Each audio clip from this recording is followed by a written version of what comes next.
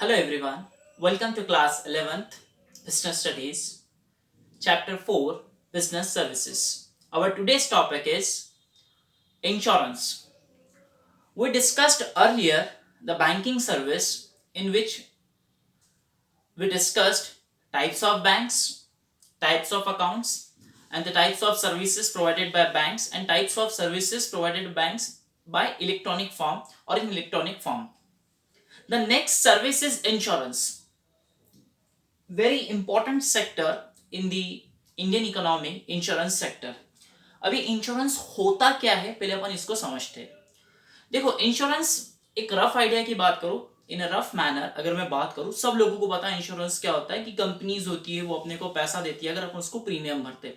But in exact वे और in the अगर हम सही डेफिनेशन की बात करें अगर इसकी मीनिंग की बात करें तो ये क्या चीज होती है पहले अपन इसको समझते हैं.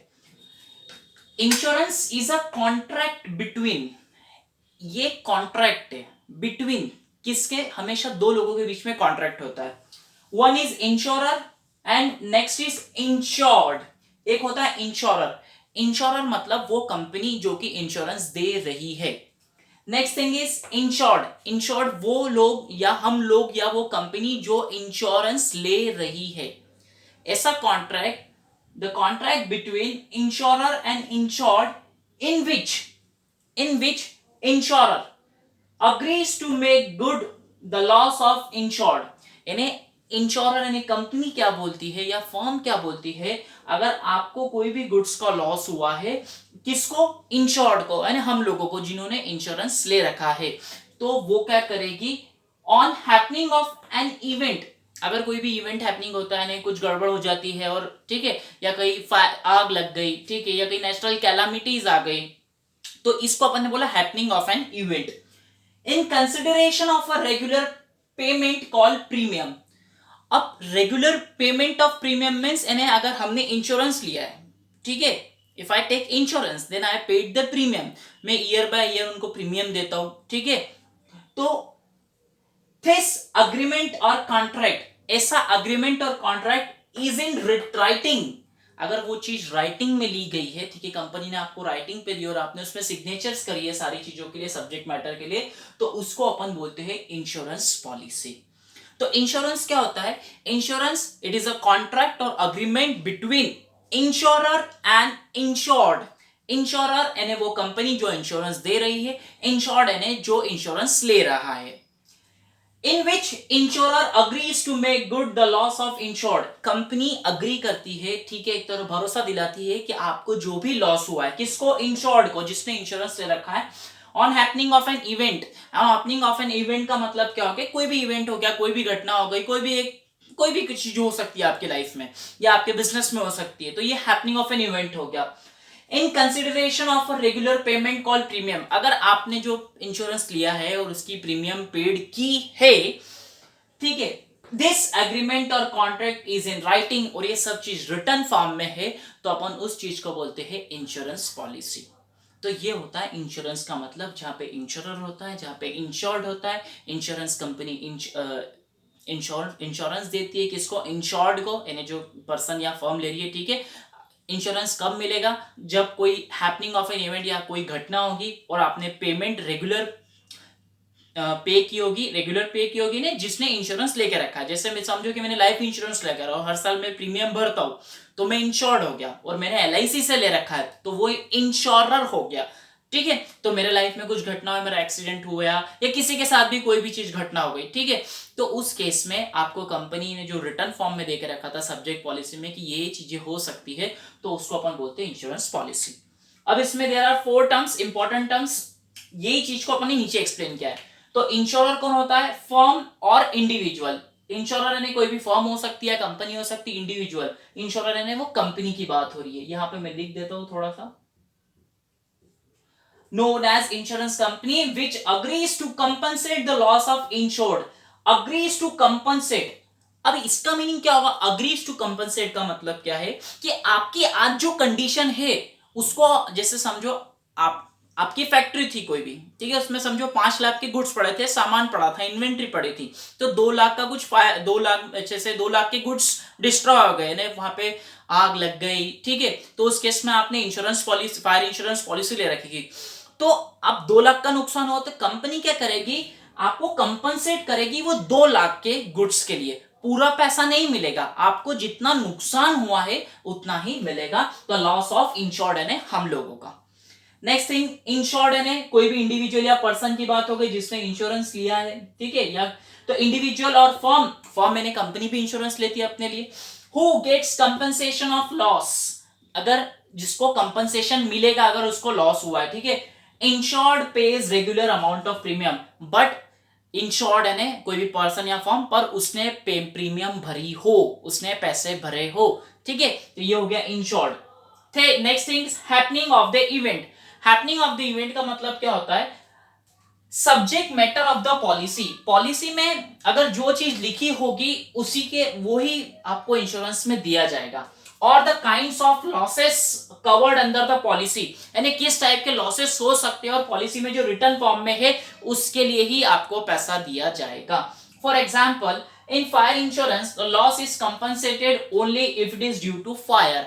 देखो फायर इंश्योरेंस लेकर रखा है, अगर लॉस आपको कब कंपनसेशन मिलेगा उसका, जब आपके कंपनी में आग लगी होगी, तो इसको बोलते हैं हैपनिंग ऑफ एन इवेंट। तो ऐसे बहुत सारे के हैपनिंग ऑफ एन इवेंट हो सकते हैं, तो ये तो फायर इंश्योरेंस हो गया। एक होता है लाइफ इंश्योरेंस, होता है आपकी लाइफ के साथ होता है, आपको कुछ एक्सीडेंट हो गया तो एक एक्सीडेंटल इंश्योरेंस होता है, जैसे अपन मेडिक्लेम लेते हैं वो एक हेल्थ इंश्योरेंस होता है। आज जो अपन कोरोना वायरस केस में ले रहे हैं तो वो क्या मेडिक्लेम ले रहे हैं, वो एक तरह से हेल्थ इंश्योरेंस है, तो वो एक कंपनसेशन की बात वहां पे आई है। नेक्स्ट इज प्रीमियम, प्रीमियम है पैसा या तो अमाउंट पेड क्वार्टरली या तो 3 महीने के हिसाब से, हाफ ईयरली और 6 मंथ्स, और एनुअली या 12 महीने के हिसाब से, नहीं लगभग 1 साल, नॉट लगभग, इट्स अ 1 ईयर। तो ये चीजें होती है आपकी पूरी इंश्योरेंस का डेफिनेशन, पूरे 4 terms. I hope you understand the meaning of insurance. Insurance again की कॉन्ट्रैक्ट होता है इंश्योरर और इंश्योर्ड के बीच में। तो इंश्योरर क्या करता है, अग्री करता है कि इंश्योर्ड को कोई भी लॉस होगा, अगर उसने प्रीमियम पेड कर रखी होगी तो ठीक है, उसके अगेंस्ट हम उसको लॉस को क्या करेंगे, एक तरह से कवर करेंगे। तो ये होता है, but it is in return form, ये सब रिटर्न में होगा, ठीक है, क्योंकि बिजनेस में और इन कॉमर्स लॉ के हिसाब से हर चीज अगर रिटर्न फॉर्म में होती है तो उसका प्रूफ होता है, ओरली कुछ चीजें नहीं चलती है बिजनेस में। Next topic is functions of insurance. अभी फंक्शंस क्या होता है अपन एक बार देख लेते हैं। तो फंक्शंस की बात करूं, प्रोवाइडिंग सर्टेनिटी, प्रोवाइडिंग सर्टेनिटी को, certainty you know the meaning of certainty, एक तरह से निश्चितता, कि प्रोवाइडिंग सर्टेनिटी मीन्स कि समझो कि आपकी कंपनी में या आपको कुछ लॉस हुआ है, ठीक है, कुछ ऐसे अनसर्टेनिटी कुछ इन्हें आ गई आपके लाइफ में, या समझो कि आपके बिजनेस में ऐसी कुछ हो गई, तो इंश्योरेंस क्या करती है, आपके लॉस को खुद बियर करती है, आपके लॉस को खुद बियर करती है। और वो बियर करने के साथ क्या बोलती है, कोई बात नहीं, आपने प्रीमियम भरी है तो जितने का लॉस हुआ है तो हम आपको सर्टेन है ना, सर्टेन है निश्चित, उतना अमाउंट आपको दिलवा देंगे या दे देंगे। तो ये होता है इसका फर्स्ट, प्रोवाइडिंग सर्टेनिटी। इसके आप खुद भी फंक्शंस बना सकते हो, अगर आपको ऐसा लगता है इन चारों के अलावा भी कोई है अपार्ट फ्रॉम दैट, ठीक है, तो आपके वो भी फंक्शंस बोले जा सकते हैं। Next thing is protection.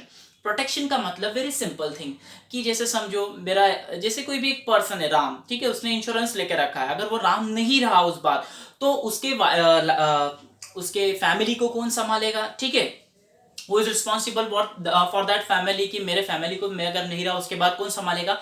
तो कंपनी क्या करती है, एक तरह से प्रोटेक्शन देती है, प्रोटेक्शन देती है। जैसे समझो कि आपने कोई कार इंश्योरेंस लेके रखा और कार डैमेज हो गई या कार में कुछ गड़बड़ हो गई, तो कुछ एक्सीडेंट हो गया कार का, अब आपको उसको वापस से उस कंडीशन में लेके आना है, क्या सुधारने के लिए पैसे चाहिए, तो वो एक तरह से प्रोटेक्शन दिया जाएगा कि नहीं है, वो कंपनी आपको पैसा देगी, जैसे अपन करते गाड़ियों का इंश्योरेंस करते। Next thing is that risk sharing. Risk sharing का कॉन्सेप्ट क्या है कि देखिए वेरी सिंपल थिंग, जैसे एक पर्सन है, एक 3 पर्सन है, अब तीनों ने कोई ना कोई इन्हें एक ही इंश्योरेंस लिया है, जैसे मैंने बोला फायर इंश्योरेंस सबने लेके रखा है, सबकी कंपनीज है फायर इंश्योरेंस लेके रखा है, तो ये भी 10,000 की प्रीमियम भर रहा है, ये भी 10,000 की प्रीमियम भर रहा है, और ये भी 10,000 की प्रीमियम भर रहा है, ठीक है। तो इंश्योरेंस मिलेगा कब, रिस्क शेयर कब होगा, जब कोई इवेंट होगा, इवेंट है हैपनिंग ऑफ एन इवेंट, या कोई घटना होगी। अब ये तीनों भर तो रहे हैं, ठीक है, तीनों भर तो रहे, बट जिसके साथ होगा उसी को पेमेंट दिया जाएगा। ऐसा नहीं है बोलिए सर हमारे साथ तो कुछ नहीं हुआ तो हमको भी दो, ये करो, तो ये नहीं चलेगा, ठीक है। तो insurance not a profit making. अभी प्रिंसिपल्स जब हम पढ़ेंगे नेक्स्ट लेक्चर में, ऑनलाइन लेक्चर में, तब आपको मैं बताऊंगा। Insurance not a profit making. Insurance का मतलब पैसा कमाना नहीं है। इंश्योरेंस सिर्फ एक प्रोटेक्शन है। प्रोटेक्शन मीन्स कि कंपनसेट लॉस इन योर जो अभी आप जो रिसेंट या करंट पोजीशन में हो, ठीक है। तो ये होता है रिस्क शेयरिंग। कंपनी क्या करती है, रिस्क शेयर करती है। अब सबसे पैसा तो भरवा लेती कंपनी, सबसे पैसा तो भरवा लेती है, तो वो पैसा अपन क्यों भरते हैं कि यार वी डोंट नो कि आगे क्या होने वाला है, तो हम क्या करते हैं एक प्रोटेक्शन के लिए, एक सिक्योरिटी के लिए इंश्योरेंस लेके चलते हैं। और कंपनी क्या करती है, रिस्क शेयर करती है। देखिए अब आप सोच रहे होंगे कि सर कुछ होगा ही नहीं तो हम क्या करें। अरे कोरोना वायरस, अब जिन लोगों ने मेडिक्लेम नहीं ले रखे थे, ठीक है, बोले कुछ भी नहीं होता सर, क्या होता है, कुछ नहीं होता है। बट किसी को कुछ पता था तो देखो करोड़ों मेडिक्लेम बिक गए, करोड़ों, ठीक है। इंडिया में नहीं पूरे वर्ल्ड की बात करो, करोड़ों मेडिक्लेम बिक गए। तो ये क्या रिस्क शेयर होगा कि हमको कुछ हो गया, कोरोना हो गया, तो पैसा कहां से लाऊंगा अगर मैं ये सब चीजें होगी तो एक तरह से रिस्क शेयरिंग। अब हो सबको नहीं रहा है, ले सब रहे, पर जिसके साथ होगा उसी को रिस्क शेयर होगा। The next thing is that assist in capital formation. Assist यानी हेल्प करना। Assist in capital formation means अब इंश्योरेंस कंपनी क्या करती है, सबसे प्रीमियम पेड करवाती है आप, ठीक है, सबसे प्रीमियम पेड करवा ली। अब जिसके साथ होगा तो उसी को इंश्योरेंस मिलता है, अगर कोई हो रहा है, नहीं तो बाकी को तो सबको भरनी ही पड़ती है प्रीमियम। अब कंपनी क्या करती है, उसके पास जो पैसा आता है, अब कंपनी को जब पैसा देना रहता है तो इंश्योरेंस भी क्या होता है, एक तरह से क्या है, कंपनी है, तो वो भी कंपनी के ब्याह पे बात करो, बिजनेस के ब्याह पे, तो वो भी चाहेगी कि कहीं ना कहीं मैं इन्वेस्टमेंट करूं। तो कंपनी क्या करती है, जितना भी पैसा आता है वो डिफरेंट डिफरेंट सेक्टर्स में या डिफरेंट डिफरेंट अलग अलग जगह पे वो पैसा इन्वेस्ट कर देती है, ठीक है, investing that money in different different sectors. तो क्या होता है, जहां से इनकम जनरेट हो जाए। तो जैसे समझो 1 करोड़ रुपए आया है, ठीक है, 1 करोड़ रुपीज आया, तो उसने क्या कर दिया यार कि यार 20 लाख के अपने को प्रोटेक्शन कंपनसेशन बांटना है, लोगों को पैसा देना है, ठीक है। तो 80 लाख बचे तो 80 लाख को कोई दूसरे के इन्वेस्ट कर दो तो और अपने पास पैसा आएगा। तो इंश्योरेंस के फंक्शंस का जैसे लास्ट फंक्शन होता है मेनली, तो इसके अंदर इसके अंदर होता है assist in capital formation. I hope you understand the meaning of insurance, their terms: insurer, insured, happening of the event, premium, and their functions: providing certainty, protection, risk sharing, assisting capital formation. That's all for